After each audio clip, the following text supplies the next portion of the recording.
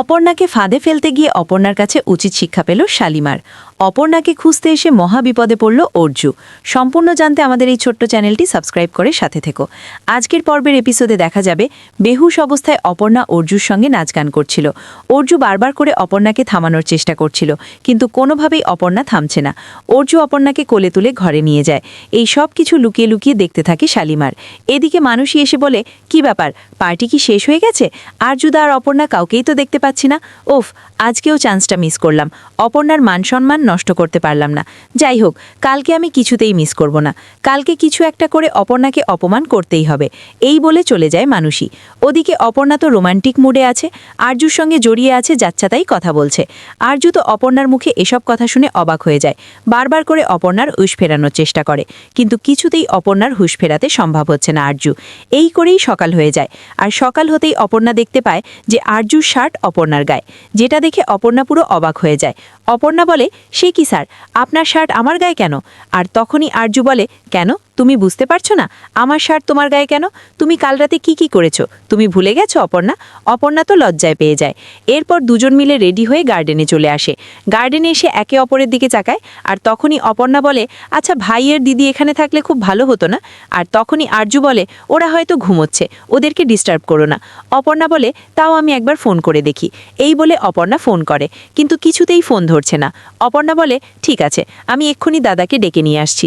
আরজু বলে, যেমন সিস্টার আর তেমনি দাদা, যাই হোক ঠিক আছে, তুমি ডেকে নিয়ে আসো। এদিকে আরজু ফোনে কেউ একজন কল করে।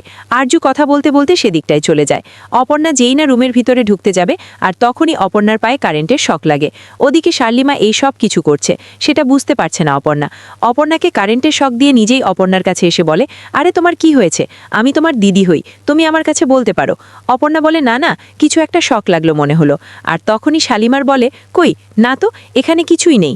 এই বলে অপর্ণাকে নিজের ঘরে নিয়ে যেতে চায়। অপর্ণা বলে, না না, স্যার আছে এখানে, আমি স্যারের সঙ্গেই ঘরে যাব। শালিমার বলে, আমি তো তোমার দিদির মতো, তাই না? তুমি আমার সঙ্গে যেতে পারো। অপর্ণা বলে, না না, ঠিক আছে, আমি যাব না, আমি এখানেই থাকবো, স্যার এসে আমাকে নিয়ে যাবে। ওদিকে শালিমা মনে মনে বলে, তোমার স্যার আর আসবে না। ওদিকে আরজু ফোনে কারোর সঙ্গে কথা বলছে, বারবার বিরক্ত ফিল করছে।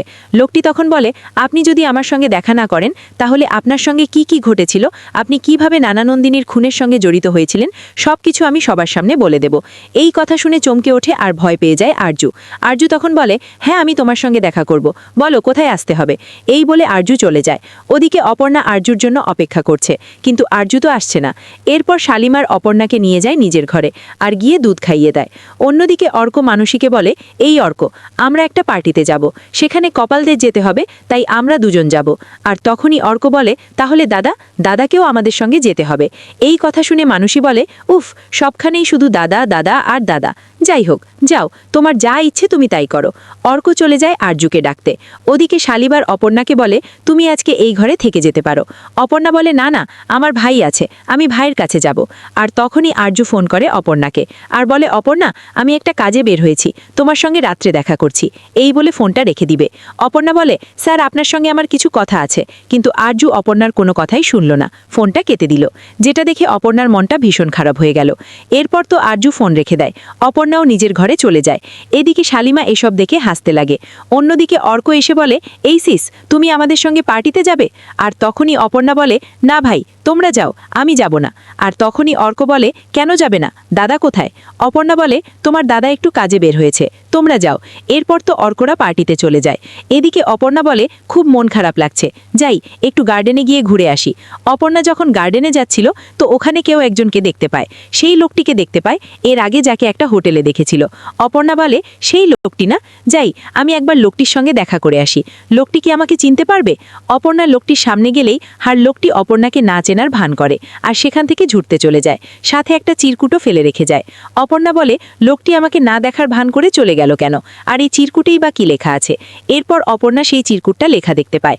বলে, রাজমন্দিরে কিভাবে খুন হয়েছে সব কিছু আজকে আমি তোমাকে বলবো, এই ঠিকানায় চলে এসো। আর তখনই অপর্ণা বলে, নিশ্চয়ই আবার কোনো ফাঁদে আমাকে আমাকে ফাঁসানো হচ্ছে। যাই হোক, এ শেষ আমি দেখে থাকব। অপর্ণা তখন ম্যানেজমেন্টের কাছে বলে, স্যার আসলে স্যারকে একটা চিঠি দিয়ে দেবেন, বলবেন আমি সময় মতো চলে যাব। এরপর অপর্ণা হোটেল থেকে বের হয়ে যায়। ওদিকে আরজু সেই লোকটার সঙ্গে দেখা করতে যায়। অপর্ণা যখন সেই বারে যায়, সেই বারে গিয়ে দেখতে পায় সেখানে কেউই নেই, কিছু গুন্ডারা আছে। অপর্ণা বলে, এই ঠিকানায় তো দিয়েছিল, কই এখানে তো কাউকে দেখতে পাচ্ছি না। ওদিকে গুন্ডাগুলো অপর্ণার কাছে গিয়ে অপর্ণার সঙ্গে রুট ব্যবহার করছিল। অপর্ণা বলে, কে তোমরা, কেন আমার সঙ্গে এরকম করছো? আসলে গুন্ডাগুলো অপর্ণাকে রাগানোর চেষ্টা করছিল, যাতে করে রাগের ঘরে অপর্ণা কিছু একটা করে ফেলে। অপর্ণা গুন্ডাগুলোকে ভয় দেখানোর জন্য একটা বোতল ভেঙে বলে, এবার আয় আমার সামনে আয়, দেখি তোদের কত বড় সাহস। এই বলে গুন্ডাগুলোকে ভয় দেখাতে লাগে। ওদিকে আরজু হোটেলে আসলে ম্যানেজমেন্ট আরজুর কাছে চিরকুটটা দিয়ে দেয়, অপর্ণার চিরকুট। আর তখন আরজু সেই চিরকুটটা পড়ে বলে, কি, অপর্ণা হাইওয়ের দিকে গিয়েছে? এত রাতে অপর্ণাকে আমি কোথায় খুঁজব? তোমাদের কি মনে হয় আরজু কি পারবে অপর্ণাকে বাঁচাতে? অবশ্যই কমেন্ট করে জানাবে।